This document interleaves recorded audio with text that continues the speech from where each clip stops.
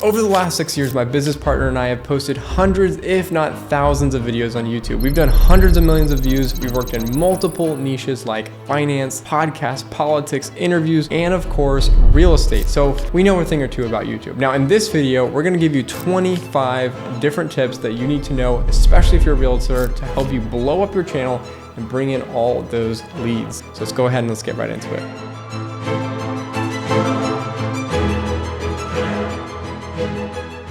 Starting with number one, don't just copy. Now, don't just copy every other real estate agent in your market. We're talking specifically your market. I see a lot of agents who go in and will scout what's going on in their market. They'll see someone who made a video that has maybe a couple thousand views. They'll say, I want to do that video too. I want to make it for my channel. I want to get all those views.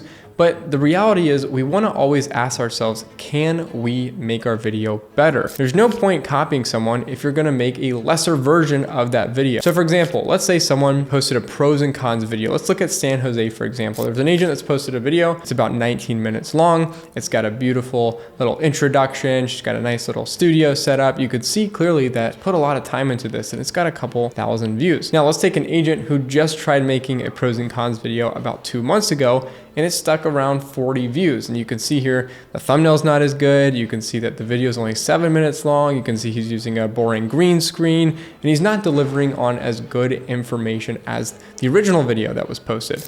So what happens here is whenever we try to just post a video for the sake of posting, as long as that video is not better, it's not gonna go anywhere. It's not going to actually get picked up because there's already a better version made before. So what we wanna do is we always wanna ask a couple questions. Can I make my video longer? Can I make it better in terms of the production, in terms of the editing, in terms of the overall packaging, thumbnail, title? Can we make it more informative? Can we give more value? Can we give more specific information? Can we build emotion? Can we tell stories? If you follow that concept or that train of thought, whenever you're getting ready to post a video, you're gonna be the channel that actually is taking off and is getting further ahead than everyone else.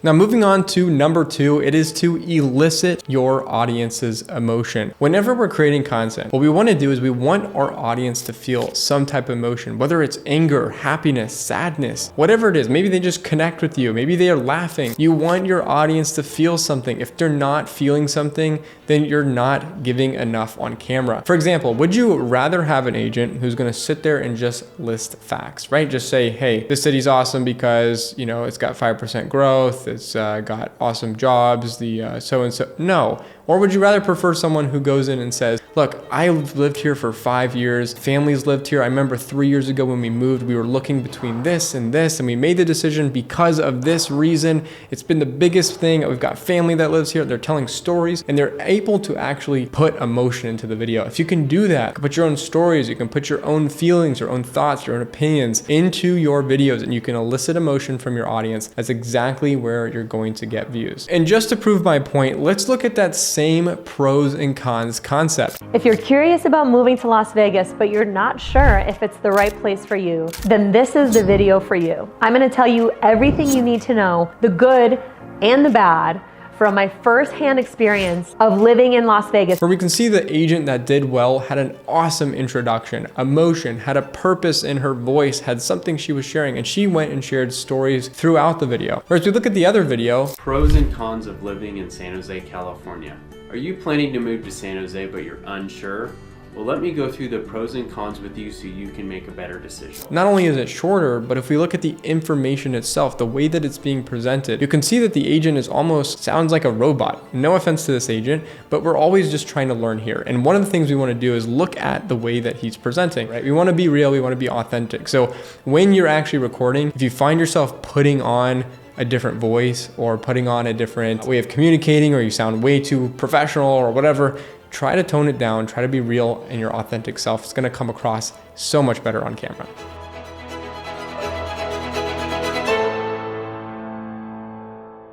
Moving on to tip number three, we have show, don't tell. Now, when you're making your videos, it's important to know that what the audience wants is actually to see what is going on in the market, what it looks like, what's the traffic like, what do the neighborhoods look like.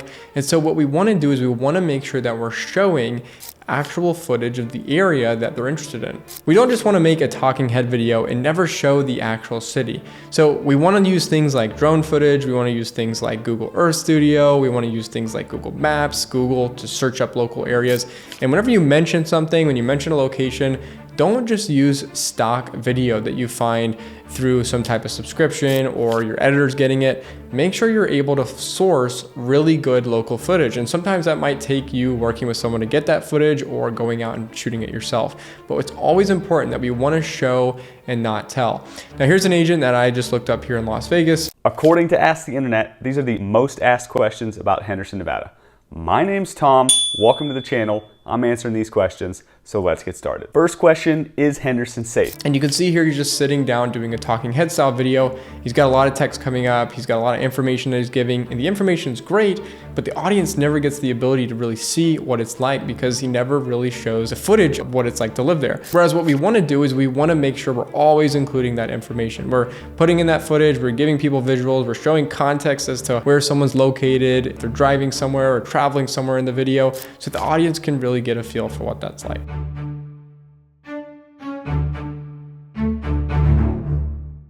Now, tip number 4 is to master the intro. Whenever someone clicks on your video, we want to make sure that we actually match what the title and the thumbnail showed, so they know what they're about to get into. We want to make sure we just confirm that what they clicked on is actually what they're going to get. So for example, let's say our title is 5 things you need to know before moving to city state. Well, in the introduction of the video, we want to say, hey, in this video, I'm going to give you 5 things you need to know before you move to city state. And a lot of agents, what they do is they tend to talk about themselves. And so we want to get rid of talking about ourselves, talking about our name, what we're here to help them with, why we're here, our experience, our accolades. Absolutely not. What we want to do is we want to confirm the click. That's the first thing we want to do. Next, what we want to do is we want to give the audience what they're actually going to get by finishing the video. So for this video, let's say that we're sticking to the theme of 5 things you need to know before moving to city state. What we could say is, now at the end of this video, you'll be able to know if this city is a perfect spot for you, or maybe it's not. We want to give that end experience result to the audience. So you've confirmed that you're credible and you're someone that they should listen to.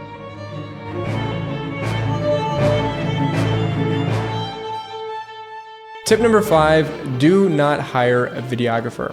Now, that is not a blanket statement. Of course, if you're an agent and you have deep pockets and you have a certain brand that you want to uphold, of course, you can go ahead and hire a videographer because they can help out a lot with saving time as well. And it can also just make things better than whatever you could make them. But if you're starting out as an agent, really the first thing you want to do in terms of budgeting, if you can't afford a lot of different things, you want to look at your channel and you want to mainly invest into the editing, which is a really big time suck for a lot of agents. And also you want to hire a strategist, someone who actually can help you with creating the right content, because you can have the best production in the world, you can have the best editing in the world, but honestly, if you don't have a good strategy and you don't know what content to create that's actually going to work, it really doesn't matter at the end of the day. Now, here's some proof. There's a listing video, and we see these all the time, where someone has gone in and shot a professional video. I mean, they've probably paid hundreds, if not thousands of dollars to shoot a video like this.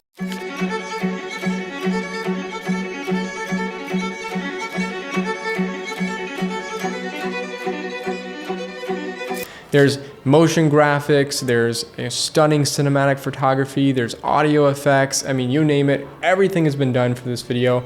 But when they post it, it's only got 100 views. And so the reason is because, again, you can have the best content in the world, but if it's not packaged or properly marketed the best way, if there's no strategy behind what you're putting out, it's not gonna be shown to, one, the right people, no one's gonna watch it, and ultimately you're gonna be ended up wasting some money. Yes, of course, later down the line, it's awesome to upgrade things, make things look better, look more professional, but if you're just starting out, you're trying to figure out your budget, strategist is something I'd hire, editing is something I'd hire out as well.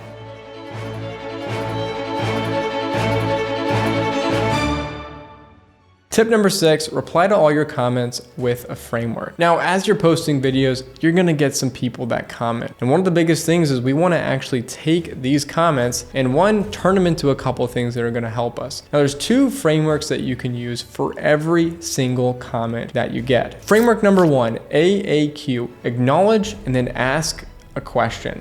So if someone responds and says, hey, this video is awesome, I really enjoyed it. Well, what you can do is you can use AAQ. Hey, that's awesome. Thank you so much for watching. by the way, what did you enjoy about the video? What that's going to do is actually going to get you some more engagement as you're trying to ask questions in the comment section. And we've actually used this to end up getting some leads because people were actually like, oh yeah, by the way, we loved it because we're thinking of moving. Now, the next framework is ACTA, which is acknowledge and then call to action. So for example, let's say again, someone commented on our video and they said, hey, this video is awesome.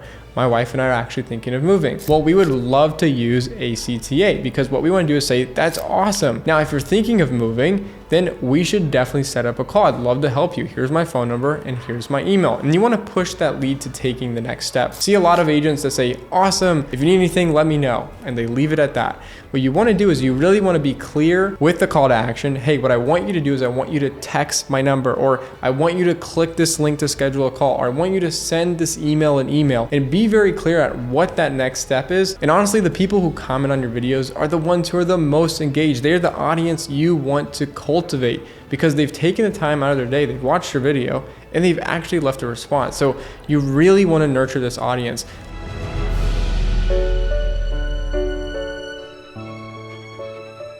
Tip number 7, use a single link, not multiple links. Agents do this where they stuff the description of their video with so many links. I mean, I've seen relocation guide, moving tips, I've seen website, I've seen their research documents, I've seen links to their website, I've seen links to their Facebook, their Twitter, you name it, they put all the different links that they have in the description. Now, the problem with this is that you actually overwhelm your audience. Most agents think that they're giving their audience all the opportunity to find the stuff that they need, find the information that they need. But in reality, we're actually just overwhelming our audience. And so what we want to do is we want to use one link. The link at the top of your description is what's going to be clicked on the most. So we want to make sure that that one link is the most specific link, whatever is the highest form of conversion for us. And usually that's going to be in the form of a Zoom call. So what we want to do is in our video, we have our own separate call to actions, but in the description itself, use just one link where people can schedule a call, book a call with you to actually have that face-to-face so that you can convert.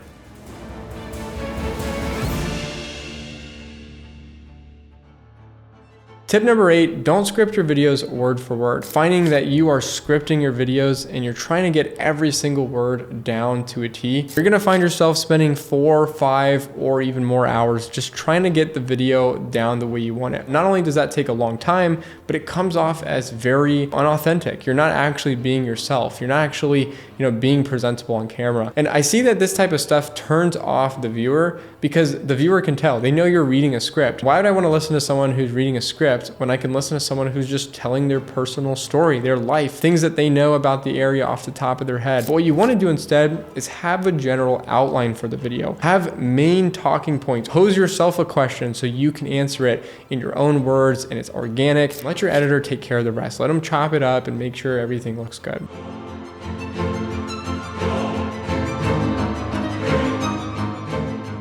Tip number 9, deal with the rental leads. Now, this is just a personal opinion and something we've seen a lot from our agents who do get these types of leads. If you're on YouTube, you're going to get someone who reaches out and is a rental lead. Now, for a lot of agents, we don't really like dealing with those rental leads, right? They're annoying. We typically aren't really gonna make a lot of money. And it's honestly ends up being more of a time suck. But a lot of these leads can also turn into actual leads that we do want to work with later down the line. So there's a couple things you can do and it's really not worth your time. Then of course you can go ahead and skip them. But I do encourage setting up some type of system within your CRM to manage the rental leads so that you can actually check up, follow up with them. And if you really don't want to deal with them yourself, then another thing I'd recommend is partnering up with someone who does deal with rental leads. That's one way that you can build a relationship. Of course, you don't know how many leads you're going to get exactly, but if you do ever have a rental lead and you do have a partner that can take care of those or someone who you can pass those on to who does enjoy that type of work, it's going to help you build an awesome relationship. They're going to be like, hey, how are you getting all these leads? So it's just a thing that you can do. Again, just a little tip for some of those people that are at the higher level. You're going to get some of those. If you have a way of dealing with that, it's a really awesome, can be a little side thing for you as well, but it wouldn't be my main concern.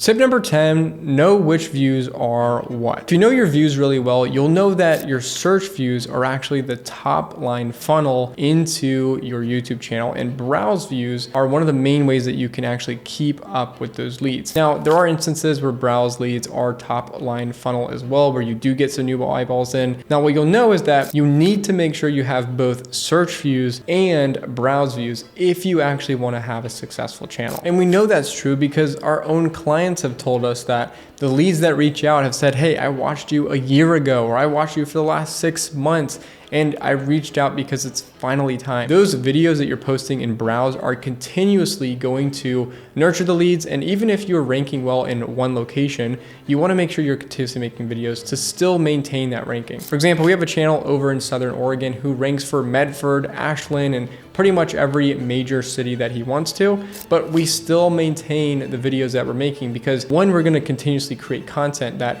audience that has seen us is going to continue to convert on over time as they get nurtured. But it's also going to allow our videos to keep ranking at the top. And over time, as we make a better and better and better video, it's going to be harder and harder for people to outrank us for that particular term.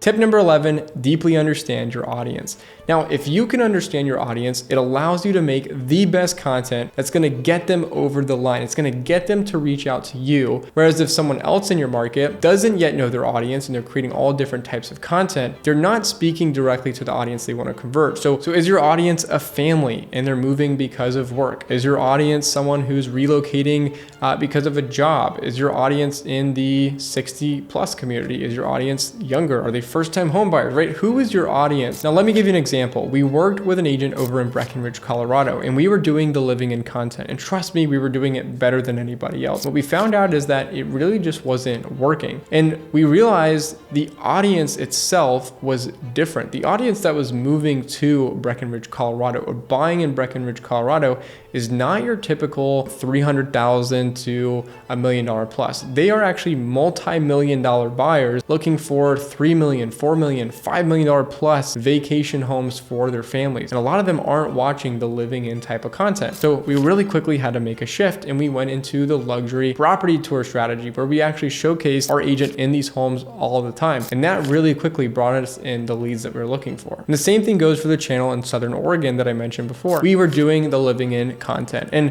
it worked. We are still getting in leads, but we noticed a pattern. A lot of the leads that were actually reaching out to us were retiring. They were all cash buyers retiring in the area. So we were able to start adding in some different content that was aligned with what it's like to retire there, what it's like to live in a certain area if you're looking to retire. And we can answer questions based on those pain points. And that immediately skyrocketed our conversion rates. So now instead of getting one lead every couple of days, we were getting 1 to 2 leads a day because we could better understand our audience.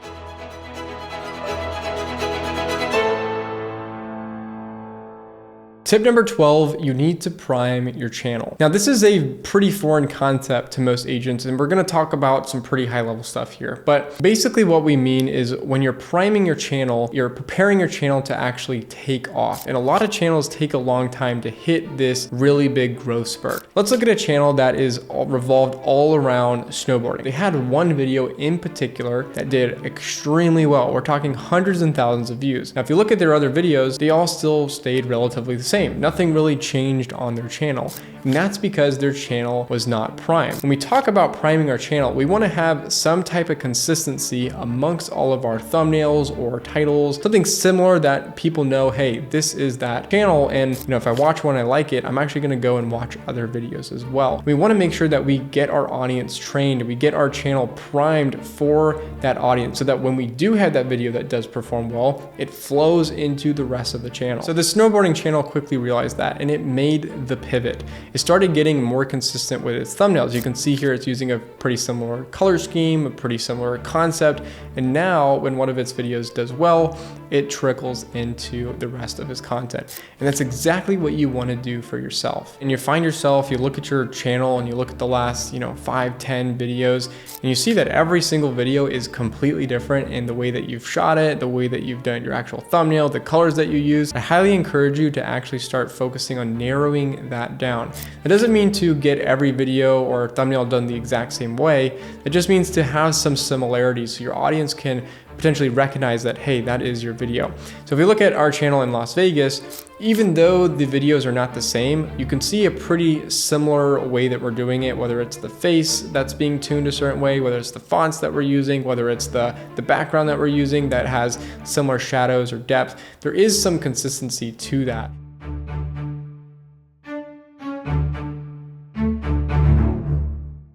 Tip 13, focus on years, not months. Now that probably sounds overwhelming. You're saying, Clayton, you're saying that I need to be building a channel for 3 to 4 years before I get business? No, you can get business in as soon as 2 months. But in terms of building the channel, what we want you to do is shift your mindset from, hey, I'm just looking to see what happens next month or the month after. What we actually are doing with our videos is a single video can be a lead generation machine for our business for the next 3 to 4 years. Let me give you some actual proof. This is a video we posted 708 days ago, and this video is still getting views to this day. Not having to do a single thing, where this video is consistently bringing in us new business, new eyeballs, new people to the channel, and we made this video over 2 years ago. So when we talk about setting yourself up on YouTube, we're setting ourselves up not for months, we're setting ourselves up for years. Now just imagine if you had multiple of these videos. If you had not just one video, but you had 5, 10, 30, 50 videos that would rank for the next 2 to 3 years. What would that do for your business? That would mean that you would not really have to worry about lead generation. Think about your channel in the future. Don't just think about, hey, what's happening next week, next month.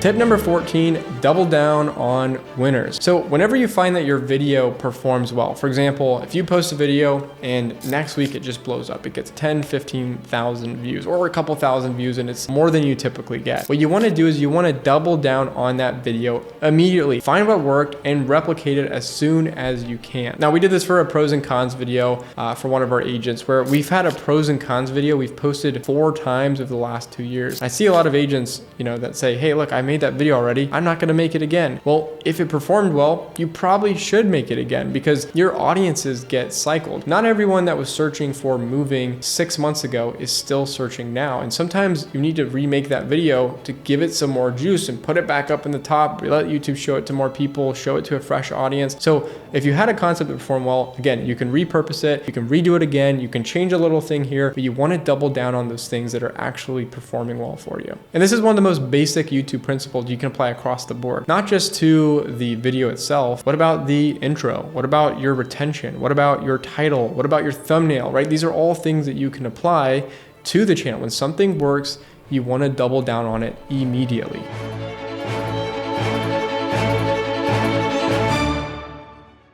Tip number 15, reinvest back into your team. Now I know it's hard to make a lot of money on YouTube and then say, why do I need to actually change anything if it's already working so well? This is one of the biggest things that the biggest teams, the biggest agents on YouTube get caught in. And this is honestly one of their biggest downfalls. They think, hey, I've been doing this for 2 years, I've been doing this for 3 years, and I'm making a lot of money. Why should I spend more than what I'm spending now? And that's the only way that someone is actually going to take away the business that you're getting from YouTube, is by you having that mindset.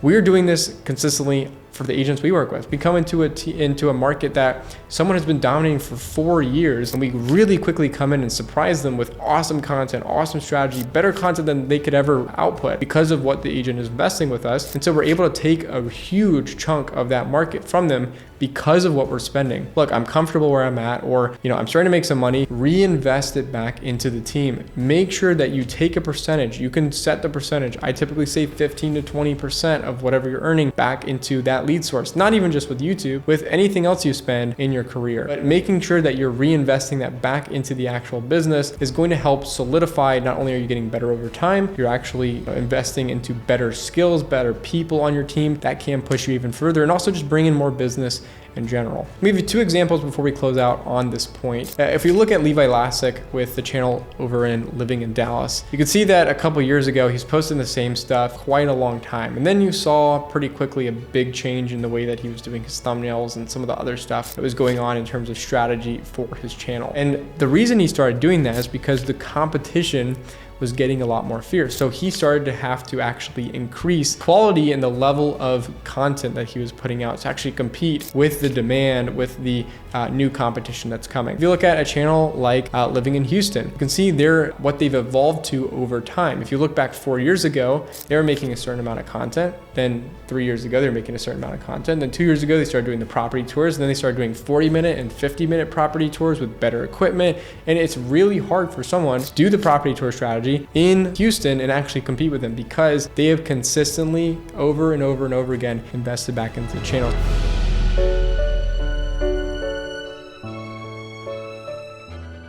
Tip number 16, there's more than one way to succeed. When you're on YouTube, there's not just one strategy that works. There's lots of different strategies that work. You can get away with just doing market updates. You could get away with just doing property tours, create content about the things that you see in the local area, touring and interviewing locals, podcasts. I mean, you can do so many different things to actually succeed in your market. But in order to succeed in any of these strategies, there's one core principle, and that is you need to have good YouTube strategy and good YouTube fundamentals. In order to have anything do well on YouTube, you have to understand what's working, why it's working, what's not working, and be able to make pivots according to that. Because what the worst thing is if you're actually creating content and you're following someone else's blueprint, someone sold you a dream on you can just create this content and make money, it's not working for you. You don't want to be stuck making the same exact content over and over and over again and it's not bringing any business. You always want to know that yes, there are multiple different ways. You don't want to get caught up in just one way of thinking, but in order to succeed in any of them,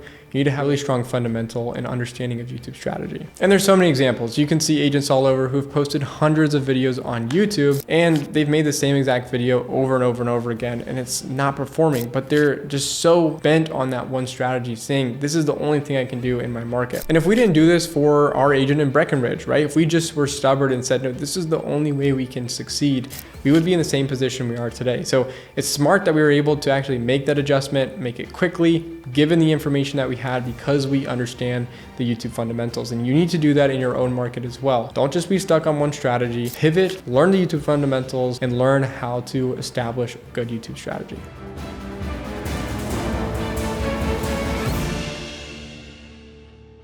Tip 17, YouTube is not free. There's a lot of gurus out there that tell you you can start on YouTube for completely free. It's easy, right? Anyone can do it, you can just start. But the reality is that you're going to pay with something. There's a famous quote by Alex Hormozi that says, you're either paying with your time or you're paying with your money. So if you're not actually paying a strategist or an editor or videographer, well, you're gonna have to do it yourself. You're gonna have to be the one who's out and shooting, who's planning, who's scripting, who's actually editing the videos. You're gonna have to do all this stuff on your own. I just talked to an agent last week who's doing it. He's spending roughly 20 hours a week just to get all the content done. And he's not working with anybody. So he's definitely paying with his time. I would just highly encourage you to look at the opportunity cost. If you value your time and you say, hey, look, my time's worth $50 an hour or $100 an hour, and this is gonna take me, 20 hours a week, really think about how much you're spending over the course of a month, over 3 months, over 6 months. And I think just hiring someone to actually take on that workload is gonna save you so much. And then you can actually take that time and put it into other things as well. So you can get that time back. These teams are just paying so much money. They've got a team around them. They're putting so much into it that you trying to come in and compete, it's just going to be so hard. You're honestly going to waste a lot of your time. So if you can't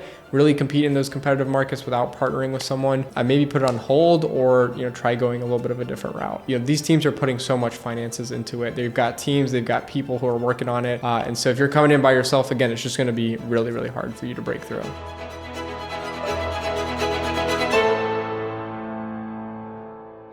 Tip number 18, beware of the real estate guru. Now, you're probably saying, well, Clayton, you're actually giving me information, so doesn't that make you a guru? Well, technically, I guess you could call me a guru, but in reality, we're talking about the real estate gurus. And what I mean by that is there's a lot of agents who were first real estate agents, and they had one channel that was successful, and then they go and teach it. There's nothing wrong with what they're teaching, because they're usually teaching from their own experience, and they're teaching from things that they've learned, they're teaching from things that helped them build their their channel. But what we have to understand is that every market is different. So when they give you advice that maybe was working 2 years ago on their specific market, on their specific channel, it doesn't mean it's going to apply to your market on your channel 2 years later, right? We need to understand where the information is coming from.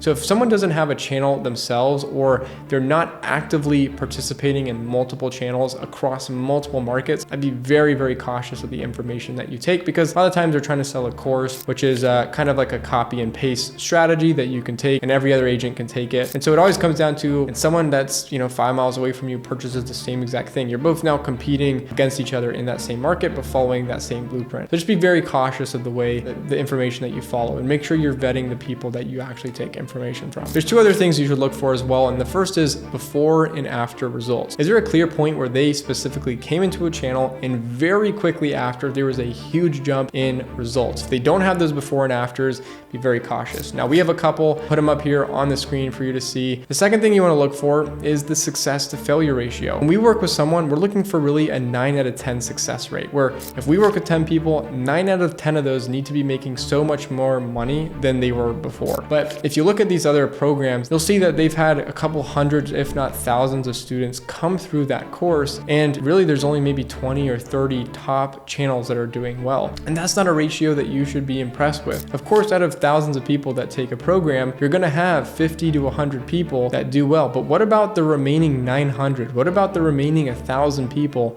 that also took the program? So these are the questions you should be asking. And these are the things you should use to vet the people you get information from.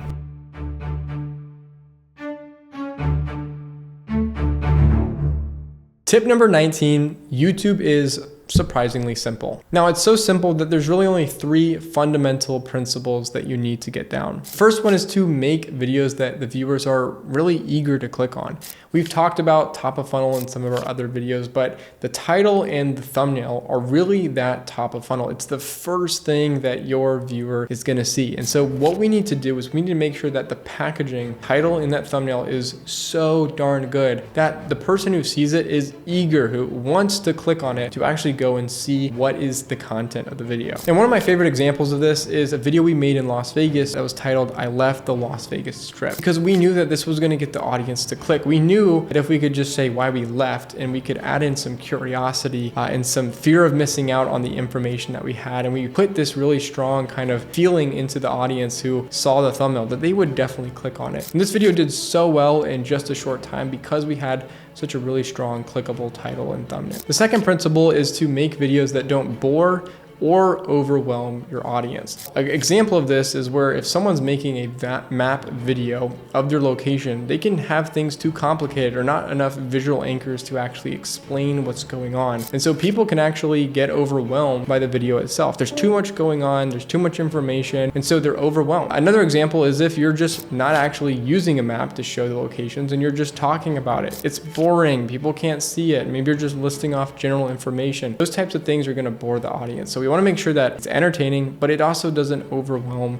the people that are watching. And the third principle is we want to deliver on a positive experience. And this is really one of the hardest things, is when someone watches it, do they go away from the video with a positive feeling? Did they get some emotion out of it to where they actually connected with you? This is really hard. This takes a lot of time to skill to master. It's a lot to do in the editing and the sound effects and all that stuff, but we want to create that emotional change before they watch the video to when they finish the video that is positive. So they relate that emotion with your channel and your content. And for example, even on that video where it says, "I left the Las Vegas Strip," even though it's such a negative video, people left the video saying, "Thank you, this is awesome, this is great, we love the information, oh my gosh, we love your video," because they got that third part, they got the positive emotion. And it's all to do with the way that you lay out the video and the way that you express your emotion and your stories and the information you give. But if you can deliver on that, that's really where you build that strong core audience. It's one of the best ways that you can get leads to reach out.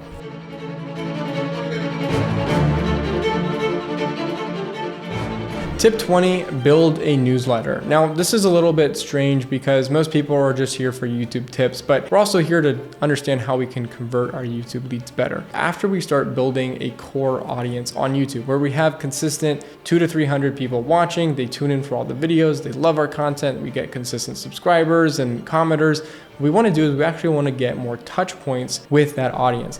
One of the best ways to do that is with a newsletter, giving them, weekly emails or bi-weekly emails or monthly emails, whatever rate you want to go at, but having that additional touch point with more information, with being in their email, not just on YouTube, and just building connections off of the platform. It's an awesome way for you to convert the leads that are actually continuously watching you. And the second thing is with the newsletter, you actually own your audience. So you're taking them off of YouTube and you now have first name, last name, email, phone number, you get all these touch points. Whenever you have some new thing happening or something cool happening, you can send that out in an email rather than just waiting for YouTube. So you actually own that data and that audience. That's just extremely powerful.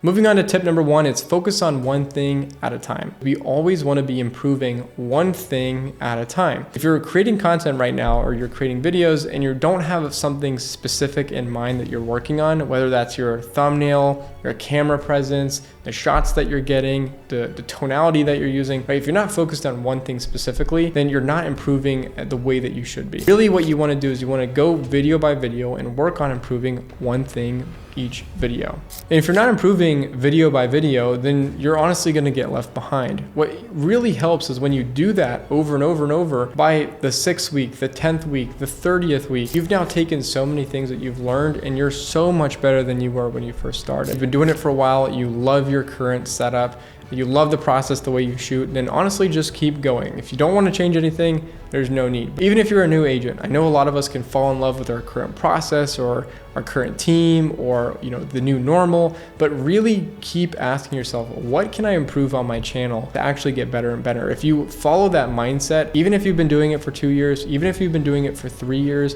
it's one of the best ways that you're not going to get left behind. You're going to make sure that you maintain that top spot so that people are actually still engaging with you even for years to come.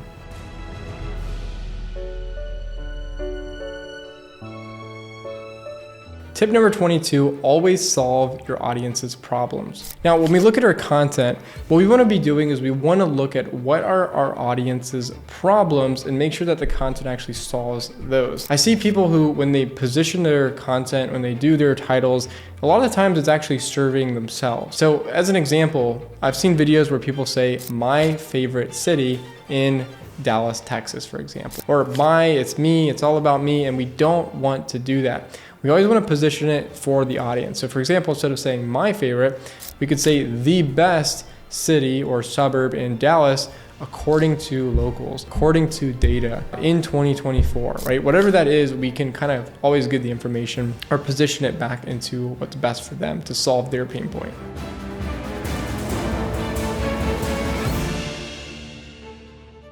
Tip number 23 is to split test your thumbnails. Now, if you're on Canva, you're making thumbnails by yourself, it's really easy to actually change the font style, change the text, maybe change the background, and use a lot of different variations because YouTube allows you to actually create 3 different thumbnails. So you can split test those different thumbnails to get the best one for you. So no longer are you just throwing a dart, hoping that the thumbnail performs better, you can actually split test it.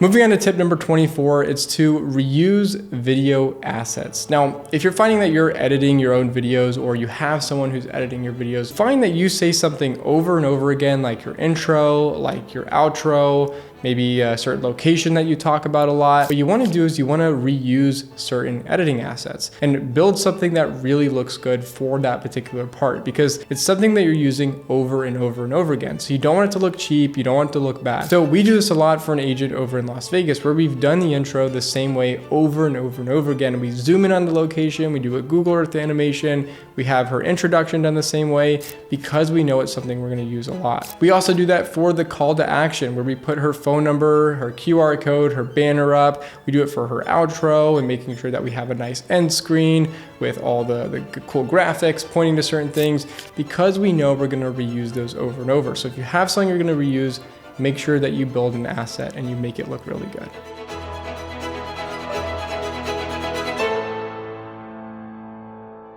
Tip number 25, spend time on your studio. You find yourself recording a lot in one particular area, which most agents will find themselves doing at one point. Invest into your studio, make it look great and have a great backdrop, because it's going to give you that credibility. It's going to actually attract some of those higher end clients. I mean, we've got a channel we work with over in Las Vegas who we mention a lot, and her studio is just really well done. It's because we've taken time to help set that studio up, to give tips on it. And that's something that really brings in those higher end clients. Having that type of production, having that type of feel for the actual content itself. Find yourself shooting in a second or third bedroom or an office space, spend time actually leveling it up. Like I said, the backdrop, the audio equipment, that's huge. The lighting, the camera equipment that you use itself, maybe a teleprompter. There's so many things you can do to really help not only just make it look better, but also make the shooting experience easier for you. Because one thing I see a lot of times happen is agents don't shoot because it's too complicated to shoot, right? You need to charge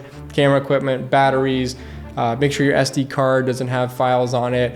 You need to go and plan out the location. But if you have a nice little place to shoot, you could just press record. It's all good to go. It really helps also motivate you to actually shoot the content as well. For you agents out there who really want to build the #1 channel, I highly encourage you to click the link below, because we've got an awesome team and we'd love to help you get to that #1 spot and bring in a bunch of business. We do it for so many agents across the country. Now, if that's not you and you just want to keep learning about YouTube, I highly encourage you to click right here to check out more of our videos.